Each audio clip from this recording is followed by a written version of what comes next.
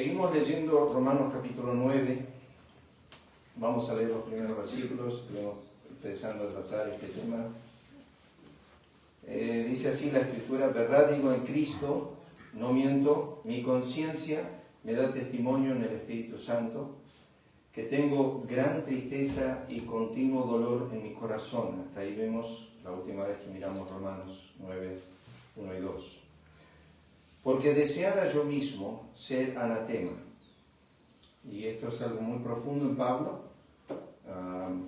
Es más profundo que lo que dice en 2 Corintios capítulo 12, versículo 14 y 15. Algo que él ya viene diciendo en el capítulo 8 que es imposible que él haga.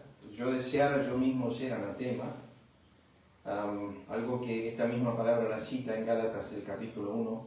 Separado de Cristo, algo que él sabe que ya enseñó en Romanos 8 que es imposible que suceda, pero que el sentir y la mente de Pablo estaba en ese sentir, que era el amor de Cristo, que él no lo podía hacer, pero que ya había sucedido en Cristo.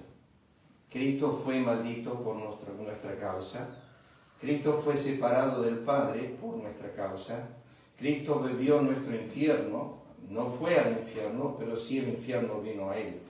Toda la ira de Dios que él soportó fue nuestro infierno sobre él en esas 3 horas de la cruz. Porque deseara yo mismo ser anatema, dice Pablo, separado de Cristo por amor a mis hermanos, los que son mis parientes según la carne. Muy profundo el amor que sentía por los judíos, por los hebreos, por su nación, por su pueblo. Y por eso dice, por amor a mis hermanos, los que son mis parientes según la carne. Y aquí resalta estos 9 ventajas que cita el apóstol Pablo, que son israelitas, y vamos a mirar eso, de los cuales son la adopción, la gloria, el pacto, la promulgación de la ley, el culto y las promesas, de quienes son los patriarcas, y de los cuales según la carne vino Cristo, el cual es Dios sobre todas las cosas, bendito por los siglos. Amén. Hasta aquí la lectura de la palabra y que el Señor pueda bendecir su palabra en nuestros corazones. Porque desear yo mismo ser anatema, quiero simplemente hacer una reflexión sobre esta frase antes de seguir con el tema esta mañana. Separado de Cristo por amor a mis hermanos que son mis parientes según la carne. Lo que Pablo deseaba poder hacer es lo que Cristo realmente hizo. Sabemos que él no podía hacer esto, pero lo que deseaba hacer tenía el profundo amor en su corazón. Algo que si meditamos cada uno de nosotros, sucede con nuestros hijos quizás o con nuestras familias. Déjenme pasar la nota y llevarlos a los textos donde vemos esta realidad. Esto es más profundo que 2 Corintios, que hemos estudiado ese pasaje 12, 14 al 15, donde dice, aunque amando más, he amado menos. Pero cuando llegamos a 2 Samuel 18, tenemos a David poniéndose en ese lugar. Entonces el rey se turbó y subió a la sala de la puerta y lloró, y yendo decía así: hijo mío, Absalón, hijo mío, Absalón, ¿quién me diera que muriera yo en lugar de ti? David sabía dónde había ido su hijo, al infierno. Y aquí David deseaba tomar el lugar de Absalón. Algo como dice Pablo, ser anatema, ser separado de Cristo por amor a mis hermanos. Aquí tenemos el amor de un padre para con un hijo perdido, un hijo sin Cristo, un hijo sin Dios, sin esperanza, un hijo que terminó en las peores condiciones, del orgullo y la soberbia a la muerte. Y David deseaba con todo su corazón estar en el lugar de Absalón.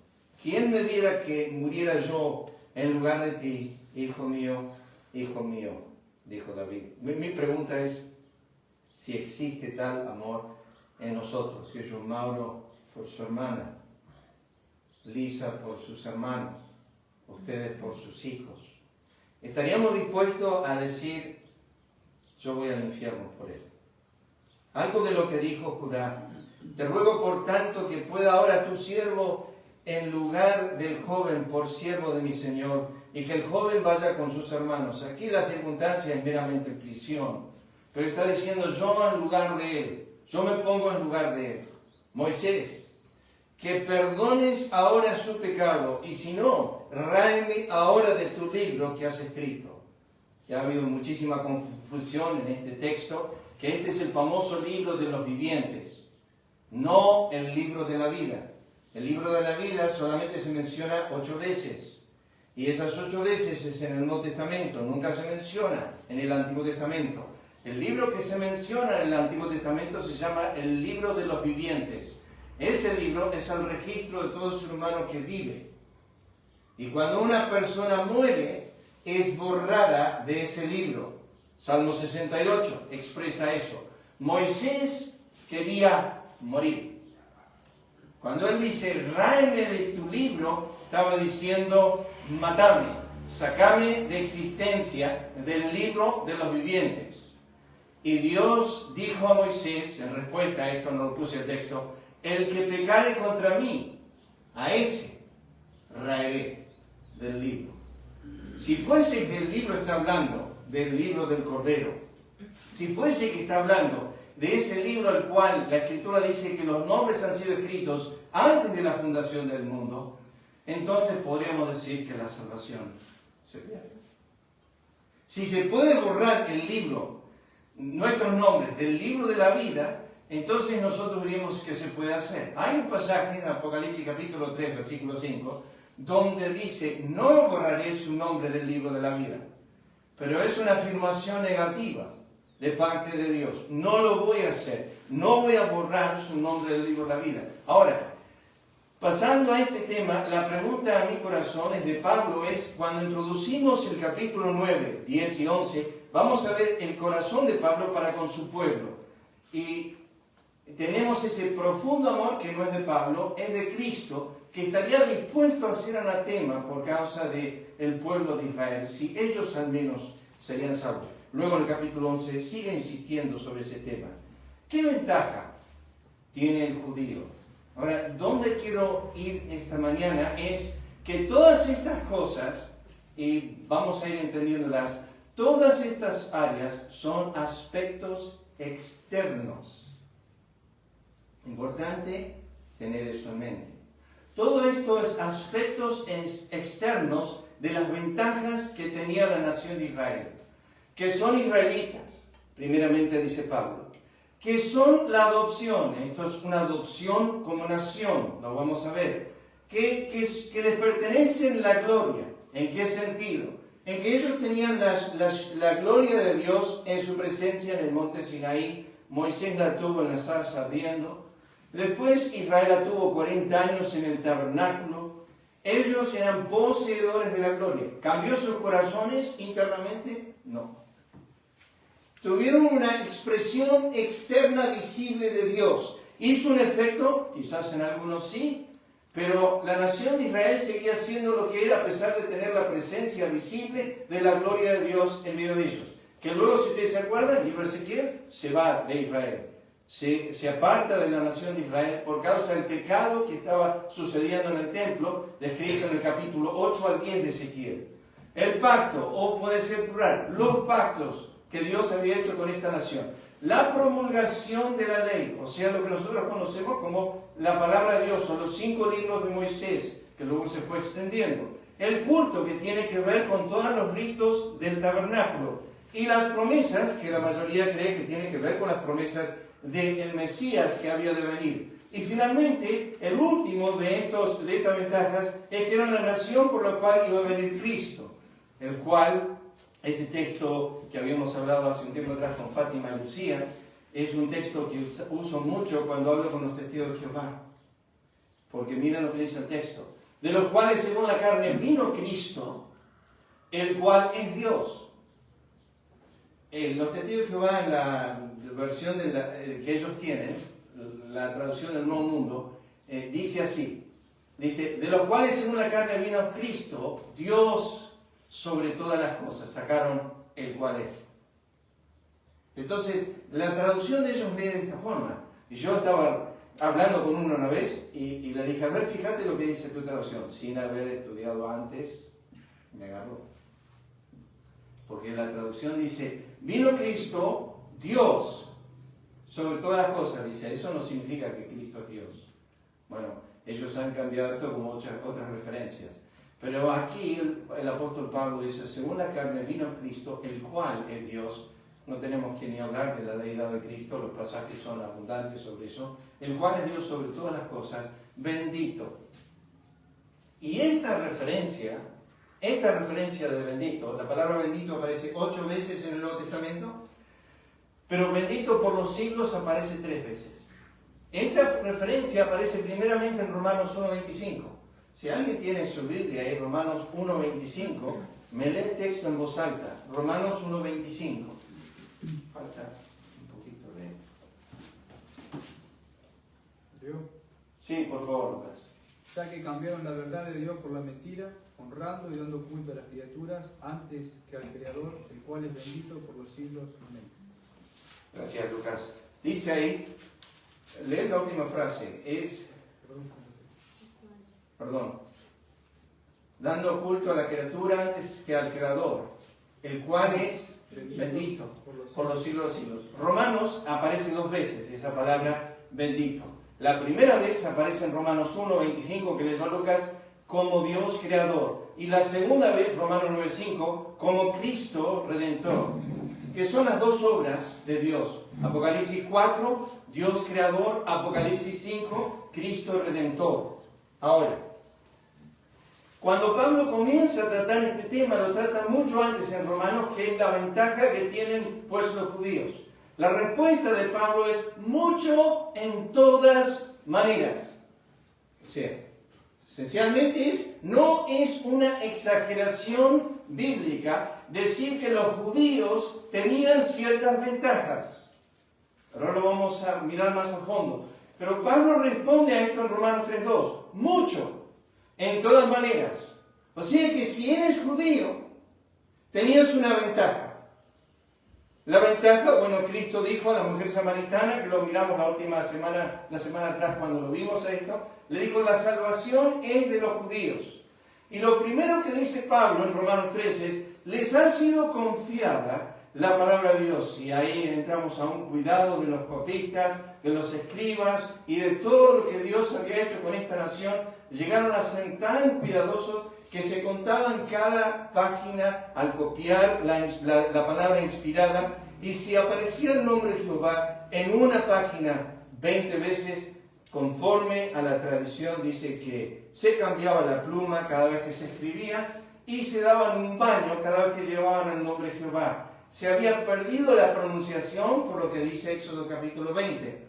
No tomarás el nombre de Jehová tu Dios en vano.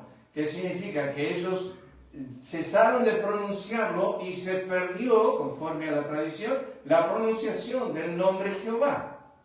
Que Jehová en nuestra Biblia es simplemente la unión de las vocales de Adonai con el famoso nombre Yo Soy, que es Yahweh, y de ahí se compuso lo que nosotros conocemos como Jehová.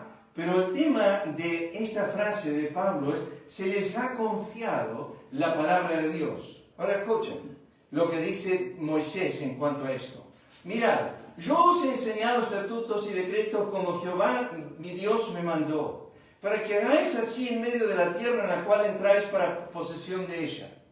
Guardadlos pues, y ponerlos por obra, porque esta es, noten primeramente lo que Dios le dice, esta es vuestra sabiduría. ¿Qué cosa? La ley. Y vuestra inteligencia ante los ojos de los pueblos, los cuales oirán estos estatutos y dirán, ciertamente pueblo sabio y entendido, nación grande es esta. Noten la conclusión de las naciones. ¿Ustedes se acuerdan? La escritura en el libro de Josué dice, cuando tus hijos te vean leyendo las escrituras, preguntarán, ¿qué es esto, papá? Y luego siempre he dicho esto. Yo tengo memoria en mi casa de la Biblia abierta en el estudio de mi padre y de mi madre sentada en su silla temprano mañana con la Biblia abierta. No importa dónde yo pasaba en casa, o era mi papá o mi mamá, la Biblia estaba abierta. es necesario que nuestros hijos nos vean con la Biblia abierta. Preguntarán.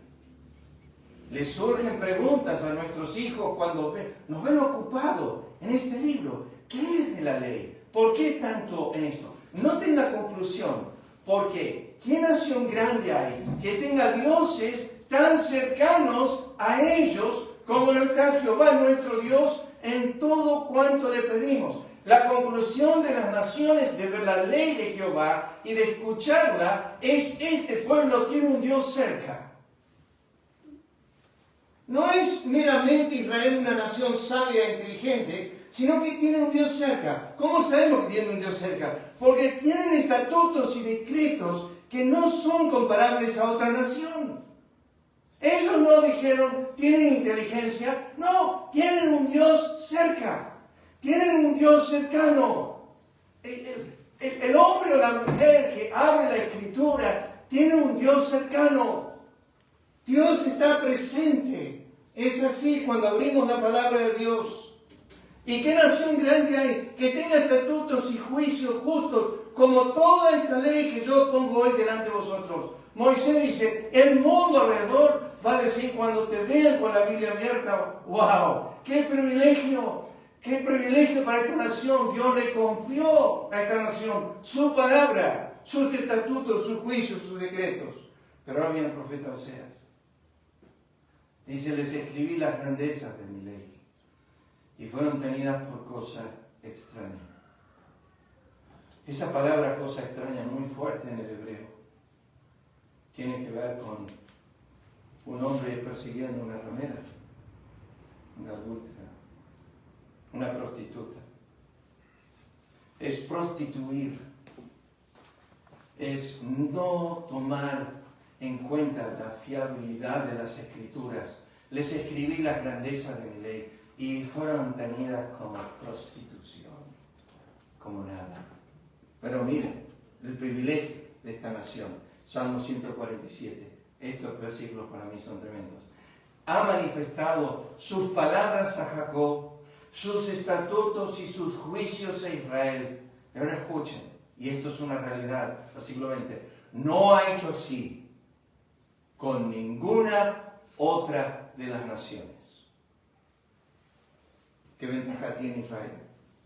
Bueno, Dios dice, primeramente que nada, que yo no les di a ninguna otra nación estatutos y decretos como di a Israel. No hay otra nación sobre la faz de la tierra que tenga estos juicios y estos estatutos.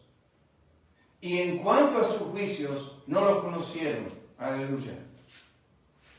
Estamos visitando a una chica con Lisa en Bragado, que está pasando un mal momento en su vida. Y le pregunté el otro día si tenía una Biblia. Y ella dijo no. Tenía una, pero era una de la Iglesia Católica y ella no la entendía totalmente. Entonces dije, usted vamos a conseguir una para que puedas empezar a leer. Pero no tenía una Biblia donde ella se ponía a leer las Escrituras. Hoy día tenemos acceso a las Escrituras. No ha hecho así con ninguna otra de las naciones. En cuanto a sus juicios, no los conocieron. Ahora, escuchen a Dios y el privilegio de esta nación. Moisés sigue en capítulo 4 y hace esta pregunta. Pregunta ahora si en los tiempos pasados que han sido antes de ti, desde el día que Dios creó a Adán, al hombre, sobre la tierra, si desde un extremo del cielo, esto es el universo, al otro, se ha hecho cosa semejante a esta gran cosa, o se haya oído otra como ella. ¿Qué ventaja tiene Israel? ¿Qué ventaja tienen los hebreos? Moisés dice, pregunta ahora, si en los tiempos pasados que han sido antes de ti, desde el día que creó Dios al hombre sobre la tierra, si desde un extremo del cielo al otro se ha hecho cosa semejante a esta, ¿qué cosa? ¿Ha oído el pueblo alguno la voz de Dios hablando de en medio del fuego como tú la has oído, sin morir? Privilegio. ¿O ha intentado Dios venir a tomar para sí una nación de en medio de otra nación, con pruebas, con señales, con milagros, con guerra, con mano poderosa, brazo extendido, y hechos aterradores, como todo lo que hizo con vosotros Jehová vuestro Dios en Egipto, ante sus ojos? La conclusión es no, es Israel, una nación privilegiada. ¿Por qué? Bueno, aquí está la respuesta. A ti te fue mostrado, para que supieses que Jehová es Dios y que no hay otro fuera de él. Desde los cielos te hizo oír su voz para enseñarte, y sobre la tierra te mostró su gran fuego, y has oído sus palabras del medio fuego, y por cuanto él amó a tus padres, escogió a su descendencia después de ellos, te sacó de Egipto con su presencia y con su gran poder, para echar de delante de tu presencia naciones grandes y más fuertes que tú, y para introducirte y darte su tierra por heredad como hoy. Aprende pues hoy, reflexiona en tu corazón, que Jehová, otra vez, misma lección, que Jehová es Dios, arriba en el cielo, abajo en la tierra, y no hay otro. Guarda sus estatutos, sus mandamientos, los cuales yo te mando hoy, para que te vaya bien a ti y a tus hijos después de ti, y prolongues tus días sobre la tierra que Jehová tu Dios te da para siempre. Entonces Moisés dice, ¿qué ventaja tiene Israel? A esta nación se le mostró que Jehová es Dios y que no hay otro fuera de él. ¿Llegó al corazón de Israel esto? Que son israelitas, dice Pablo, de los cuales son la adopción, la gloria, el pacto, la promulgación de la ley, el culto, la promesa. ¿De quiénes son los patriarcas de los cuales según la carne vino Cristo? El cual es Dios sobre todas las cosas. El primer privilegio. Tienen el privilegio de haber sido escogidos por Dios. Eso lo vemos en Hechos capítulo 7, no iba a entrar a todo el detalle de esto. Pero necesito que pensemos esta mañana en si estas ventajas benefician al alma. Estamos hablando acerca de ser llamados judíos, de ser adoptados. Y esta adopción tiene que ver con la nación de Israel, yo creo, y lo dice en el capítulo 4, versículo 22 de Éxodo, ahí lo tienen. Así dice el Señor, Israel es mi hijo, mi primogénito. Oseas también habla acerca de esto cuando dice, de Egipto llamé a mi hijo. Capítulo 11, el versículo 1. Dios se acerca a su pueblo y bueno, prepara de ese pueblo, Éxodo 19:6, un reino de sacerdotes, un pueblo para acercarse a él. Y la pregunta es, ¿le benefició? Tercer beneficio, ventaja. La gloria de Dios presente en la nación de Israel. Hay un montón de pasajes en cuanto a esto. Dios estaba presente en el monte Sinaí, estaba presente en la nube día y noche delante de Israel. Y la pregunta es, ¿le fue de beneficio? Bueno, podemos decir que algunos quizás sí. Los pactos que Dios hizo con la nación de Israel, la ley que Dios quiso dar a Israel y que ellos debían confiar y cuidar, los mandamientos que Dios les dio, que si guardaban esos mandamientos, Deuteronomio 27-28, Dios habla acerca de las bendiciones y las maldiciones. El servicio del culto, el acercarse a él, todos los ritos del santuario, Dios le dio este privilegio a Israel. La pregunta, vuelvo a decirles, dio ventaja a la nación de Israel como nación? Las promesas de Dios a través de Israel sobre el Mesías, la pregunta es si dio alguna ventaja a la nación de Israel, los patriarcas y finalmente Cristo que vino a través de ellos. Pablo sigue mencionando las ventajas. Escuchen por ejemplo Romanos 2:7. Dice, te apoyas en la ley. ¿Está mal esta frase? Cristo habló de la confianza vana de Israel en la ley. Mauro creo que fue el día de ayer, si no fue hoy, sí, el día de ayer fue, puso uno de los textos de solo escritura, que era el de Juan 5, versículo 39. Cristo ahí está hablando con los fariseos y los escribas. Y en ese pasaje Cristo dice, escudriñad las escrituras, porque en ellas pensáis que tenéis la vida eterna. Y ellas son las que dan testimonio de mí. en ese mismo pasaje, llegando al versículo 45, le dice, yo no voy a acusaros en aquel día, sino Moisés, la ley. ¿En quién tenéis vuestra esperanza? Ellos se apoyaban en la ley, pero la ley era contrario a ellos. Eso lo dice Colosenses capítulo 2. O sea que Israel se estaba apoyando equivocadamente en los estatutos y decretos que Dios le había dado. Te glorias en Dios, dice Pablo. Conoces su voluntad.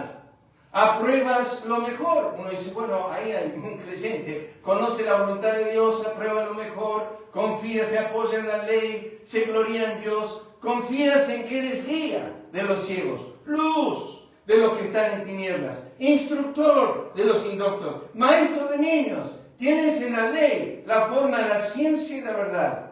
No hay una nación más perdida. Todas estas ventajas no eran suficientes. Filipenses 3. No cité los pasajes. Déjeme simplemente decirle. Pablo menciona 4 de sus privilegios como judío. Y después 3 que eran su propia búsqueda. Fariseo, después perseguidor de la iglesia, y después en cuanto a la ley irreprensible. Y después enumera esos beneficios, y luego que termina de llevar 7 beneficios y ventajas que tiene, dice, ¿cuántas cosas eran para mi ganancia? Las estimo como pérdida. No sirven. No tienen ningún valor. No me ayudan en nada, dice Pablo. Pablo había ganado 3 ventajas y ya lo vimos a eso. Ahora escuchen, quizás suceda en nuestro tiempo. Tenemos padres creyentes, yo lo tuve. ¿Alguna ventaja? Es bueno. Sí, escuchás la palabra de Dios enseñada. Quizás tenés alguna educación cristiana. Es impresionante, lo hemos hablado con Lisa muchas veces. ¿Cómo es que personas se crían en un hogar cristiano, luego tienen una educación cristiana, hacen homeschooling y después van a un instituto cristiano y después se reciben de un seminario cristiano y muchas veces esas personas no conocen a Cristo? Están envueltos en este sistema religioso. Ser miembro de una iglesia de sana doctrina. Muchos están en esa lista de miembros. Ser el director de coro. Tocar el piano o algún instrumento en la iglesia. Dirigir la alabanza. Ser pastor. Ser maestro de escuela dominical. Eso de ser pastor le aseguro que me pesa un montón. No porque yo soy pastor, sino porque segunda de Pedro capítulo 2 siempre lo tengo que leer una y otra vez en cuanto a los falsos maestros. Y ver que hay características ahí que tengo yo. Oh, Señor. Esto me duele en el corazón porque están estas cosas con las cuales yo lucho, están en mi corazón. Y uno dice, bueno, por ser pastor, por ser maestro de escuela dominical, haber pasado por las aguas de bautismo, tomar la cena del Señor, o leer la Biblia, o orar, o evangelizar, o dar tus diezmos, o hacer obra de bien. Todo esto que estoy escribiendo es Judas Iscariote. Fue llamado apóstol, no meramente pastor, apóstol. Tenía la ventaja, tuvo 3 años escuchando todos los sermones de Cristo. No faltó una vez a ninguna reunión. Maldito Judas. Todas las ventajas desperdiciadas, indiferente a todo. Podemos tener todas las ventajas y perderlo todo. Porque son externas.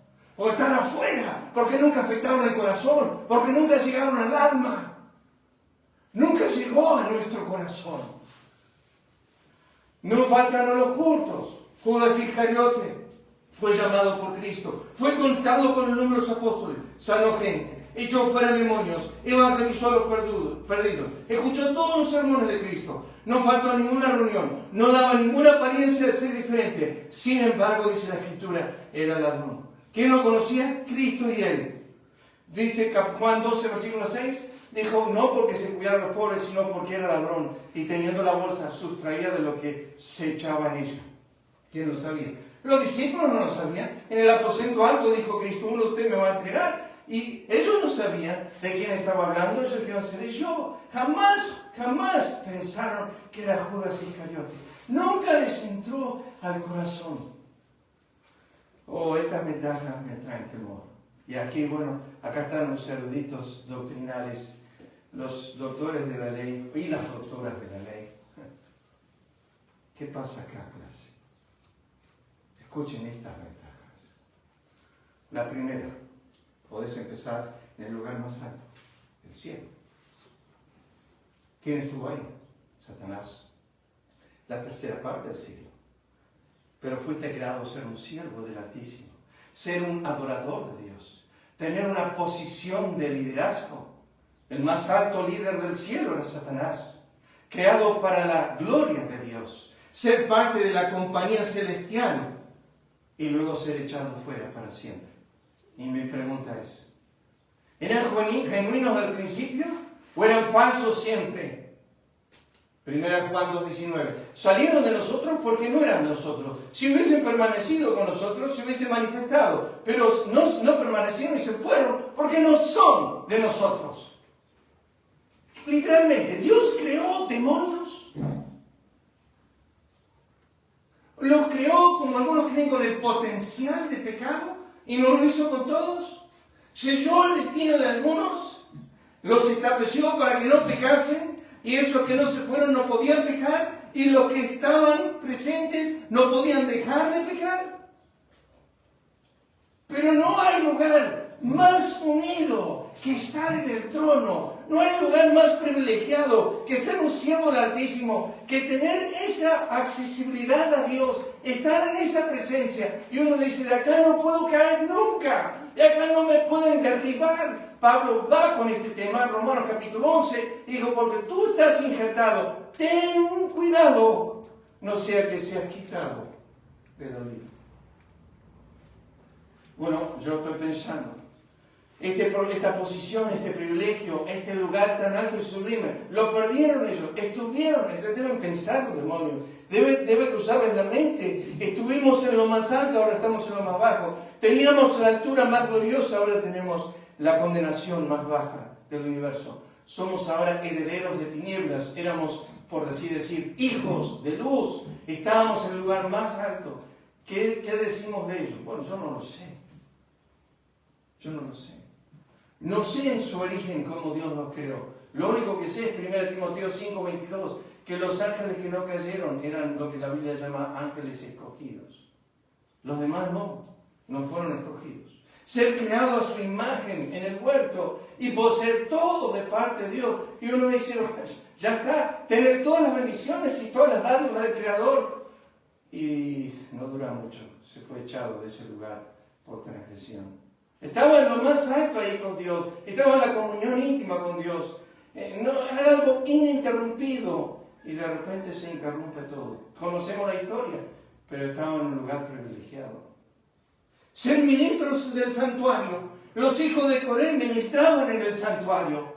Dios había ordenado que ellos sean los que movían los elementos del santuario. Dios los traga a ellos vivos al Seol, con sus esposas y sus hijos. Y quiero hablar de estos hijos mayores.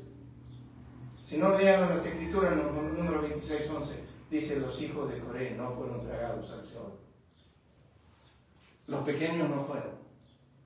Fueron los que tenían conciencia, sabían lo que estaban haciendo. Los que se apartaron de las tiendas de sus padres no perecieron, dice la Escritura. Pero déjenme decirles esto. Ellos ministraban en el santuario. Bueno, Dios los puso ahí, pero que tú tengas una posición de ministración en el santuario de Dios no te hace hijo del Altísimo. Es horrible, pero es la realidad. Las ventajas que uno piensa tener realmente no las tiene. Ser ministros, sacerdotes como los hijos de Elí, eran hombres impíos, dice la Escritura, pecaban delante de Jehová, pero por un tiempo parecía que todo lo que hacían estaba bien, porque no recibieron ningún juicio, ninguna condenación. Oye, vino Dios con un profeta y le dijo al papá, no has estorbado a tus hijos, has honrado a tus hijos más que a mí. Sin embargo, ellos seguían ministrando, seguían haciendo sus macanas en el santuario, seguían pecando. Dios lo quitó en un solo día. Pero ellos eran reconocidos sacerdotes del santuario. O sea, llamado pueblo, escogido. Escuchar a Cristo decir, vosotros sois de vuestro padre el diablo. Está hablando con la nación de Israel, con Jacob, y le dice, vos no sos mío, sos del diablo. Pero este es el pueblo de Dios, el pueblo que Dios escogió, el pueblo que miraba, los suyos vino y los suyos no lo recibieron. Los llamó los suyos, pero los suyos no eran salvos. Eran suyos externamente. Tenían una posición externa de elección. Era un pueblo escogido externamente por Dios. Pero Cristo le dio la raíz de ellos. Son de vuestro padre, el diablo. Bueno, oír la voz de Dios. Uno dice, bueno, si uno oye la voz de Dios y habla con Él y profetiza en su nombre y bajo su autoridad, debe ser el que es creyente. Su corteza es falsa y se llama Balaam. Balaam escuchó a Dios, habló con Dios, profetizó por Dios y estuvo bajo su elección. Es más, escuchó a un asno hablar. Tuvo ahí la presencia visible de Cristo en un momento cuando el asno ve a Cristo y tiene esta conversación con el Señor y sabe que Dios existe y que hay una relación, no hay comunión, pero hay un tratar. El otro día Jerónimo me preguntó por qué se enojó enseguida Dios con Balaam cuando le autorizó a ir. Dios le dice a Balaam, dale, anda nomás. Y cuando se levanta a la mañana, cuando empieza a ir, Dios se enoja con él. Y Jerónimo dice, ¿cómo es que esto puede ser pasar? Porque unos versículos más adelante dice, Dios conocía la perversión del corazón de Balaam. Cuando Dios mira el corazón. Y Él no mira el momento de esa conversación, sino lo que está tramando nuestra alma internamente, el intento de nuestro corazón. Dios conocía el intento de Balaam. Pero acá tenemos un hombre que habla con Dios, habla con Dios. Lo escuchamos siempre de las iglesias carismáticas. Profetizan, hablan con Dios. Mateo capítulo 7, no echamos fuera demonios en tu nombre, no profetizamos, no hicimos milagros. Cristo dijo, nunca os conocí, hacedores de maldad. Podemos poseer la manifestación visible de su presencia, ya lo mencioné, Monte Sinaí, la columna de fuego, la nube, recibir su alimento cada día, maná, codornices, beber del agua de la roca, ver su ira y sus obras en Egipto, el Mar Rojo, el río Jordán, y todavía no ser de Él. Voy a ir más profundo con esto, pero ¿me pueden decir qué hora es, por favor? Porque me olvidan que el reloj. 55. Bueno, quedan 5 minutos. Ser alimentado por Él, los 5.000. Ser sanado por Él. Dar vista a un ciego. Hacer oír a un sordo. Hacer hablar a un mudo. Esto es un contacto directo de Cristo cuando estuvo entre los hombres por al menos 3 años. Hacer andar a un cojo. Sanar leproso. La ilustración está en Lucas 17. Sanó a 10 y uno solo volvió para agradecerle. Uno solo se salvó. 9 fueron los leprosos. Hay 9 leprosos sin lepra en el infierno. ¿Sirve? ¿Sirve ser sanado por Cristo? ¿Sirve tener ese contacto directo? Ver el poder sobre los muertos, como la resurrección de Lázaro. Ustedes se acuerdan del relato de Juan 12. Querían matar a Lázaro porque era testimonio del poder de Cristo. No es que querían creer en Cristo, querían matar a Lázaro. Uno le dice, ¿cómo? No se entiende. Si vas a matar a Lázaro es porque sabes que Cristo lo resucitó. Sí, pero lo queremos matar para que nadie más crea en Él. ¿Cómo se entiende eso? Uno habla de la dureza del corazón. Versus muchos milagros. Bueno, ¿y qué con esta? Tener respuesta a nuestras oraciones. La gente muchas veces te dice, no llores San Cayetano y mira todo lo que tengo. O lloré a la Virgen esta y mira todo lo que tengo. Un alma ora. Y está mal la frase, queridos hermanos, y calculo que la mayoría la sabe. Pero la mayoría sabe que lo que dijeron en el capítulo 9 de Juan, los fariseos escriban, sabemos que Dios a los pecadores que no oye. Es una mentira. Dios escucha a los pecadores siempre. Dios escucha sus oraciones. Salmo 107 lo dice. Ellos claman y Dios les envía una respuesta. Dios les da lo que ellos les piden. Y luego la respuesta del salmista es, oh, si alabaran la bondad, la misericordia de Dios, pero no lo hacen, se olvidan de Dios. Sin embargo, la Biblia dice que Dios escucha la oración. Salmo 65, 2 dice, tú oyes la oración. Dios responde las oraciones de los hombres, no porque hay una relación, sino porque Dios es misericordioso y bondadoso y lo hace. ¿Esto significa que ellos conocen a Dios, buscan a Dios? No. Están absolutamente perdidos. Ahora, hablamos de la nación de Israel. Todos esos privilegios que ellos tenían, todo lo que Dios hizo. Escuchen ahora lo que dice Isaías 5. Ahora, cantaré por mi amado el cantar de mi amado a su viña. Tenía mi amado una viña en una ladera fértil. La había cercado, despedregado, plantado de vides escogidas. Había edificado en medio de ella una torre, hecho también en ella un lagar. Esperaba que diese uvas y dio uvas silvestres. Ahora pues, vecinos de Jerusalén y varones de juzgad ahora entre mí y mi viña. Ese es Dios, se van a ver. ¿Qué más? Yo siempre cuestiono este versículo. Lo he cuestionado antes. No lo cuestiono más. ¿Qué más se podía hacer a mi viña? Pregunta el amado de la viña, que yo no haya hecho en ella. Dios pregunta. ¿Cómo esperando yo que diese uvas, ha dado uvas silvestres? Os mostraré pues ahora lo que haré yo a mi viña. Le quitaré su vallado y será consumida. Aportillaré su cerca y será hollada. Haré que quede desierta. Y no será podada ni cavada. Crecerá en el cardo y en los espinos. Y ahora en las novas mandaré que no derraman lluvia sobre ella. Ciertamente la viña de Jehová de los ejércitos es la casa de Israel. Es Jehová con Israel. Y los hombres de Jehová, planta deliciosa suya.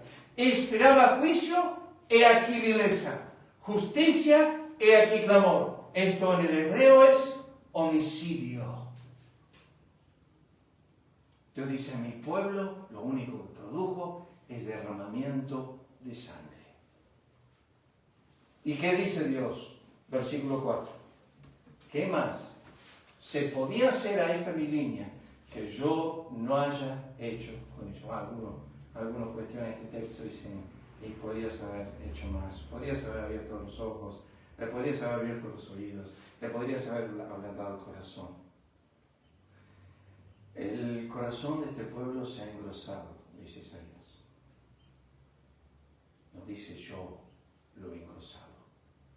El corazón de este pueblo se ha engrosado.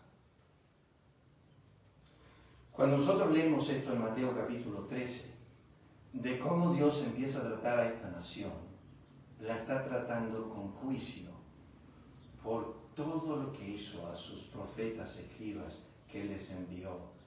¿Y qué más podía hacer a mi viña que yo no haya hecho con ella? La pregunta. Spurgeon, hablando de este pasaje, dice así: ¿ha sido así con nosotros? ¿Hemos recompensado al bien amado tan desagradecido por todos sus dolores? ¿Le hemos dado dureza de corazón en lugar de arrepentimiento? ¿Le hemos dado incredulidad en lugar de fe? ¿Indiferencia en lugar de amor? ¿Ociosidad en lugar de santa industria? ¿Impureza en lugar de santidad? ¿Le devolvemos a Dios esto? Los privilegios, las ventajas, los beneficios. De esto es para todos los hombres. Vamos a ir desarrollando alguno de estos en las semanas siguientes. Pero déjenme decirles esto, queridos hermanos, que Israel como nación es ejemplo en la historia y en el día presente de haber tenido todas las ventajas y desperdiciarlas. ¿Qué significa? Que puede ser un ángel en el cielo, el primer hombre en el huerto, un ministro en el santuario, un apóstol como Judas, y ninguna ventaja. Déjame decirte esto. La Biblia, y yo voy a llevar a este pasaje porque a mí, en lo personal, me maravilla el tema, se lo muestro nomás, de Dios creador. Y esto me maravilla, ¿por qué? Porque, por ejemplo, Deuteronomio 32:18, a Israel, su pueblo, le dice, de la roca que te creó, te olvidaste. Eso se lo puede decir a tu vecino. Se lo puede decir a mi hijo, a tu hijo. Se lo puede decir a tu papá, a tu mamá, tu hermano, a tu hermana. Porque Él es el creador de todos los hombres. Y Él puede decir, de la roca que te creó te olvidaste. Te has olvidado de Dios, tu creador. Es enseguida como Eclesiastés dice, acuérdate de tu creador. Y en realidad esto está en el plural en el hebreo. Acuérdate de tus creadores en los días de tu juventud. No 3 dioses, sino Padre, Hijo y Espíritu Santo. Antes que vengan los días malos y lleguen los años en los cuales digas, no tengo en ellos contentamiento. Pero déjenme decirles esto. Una de las primeras cosas que remarca a Dios como creador es, te olvidaste. No te estás acordando todos estos años y te has olvidado de Dios, tu creador. Pero a veces, bueno, es Romanos 1, ¿no, pastor? No, Romanos 1 dice que ellos rechazan a Dios como creador y le dan culto a la criatura. Eso es violencia. Le dan culto a la criatura antes que al creador. Pero vamos a seguir con esto. Pero déjenme decirles esto. Hay ventaja para la nación de Israel. Sí hubo muchas.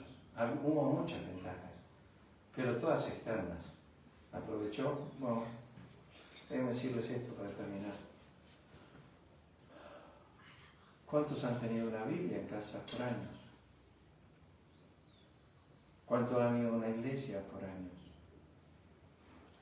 Mi hermana fue al Instituto Bíblico, se crió en la casa, fue al Instituto Bíblico cuando graduó a los 18 años, hizo los 4 años de instituto.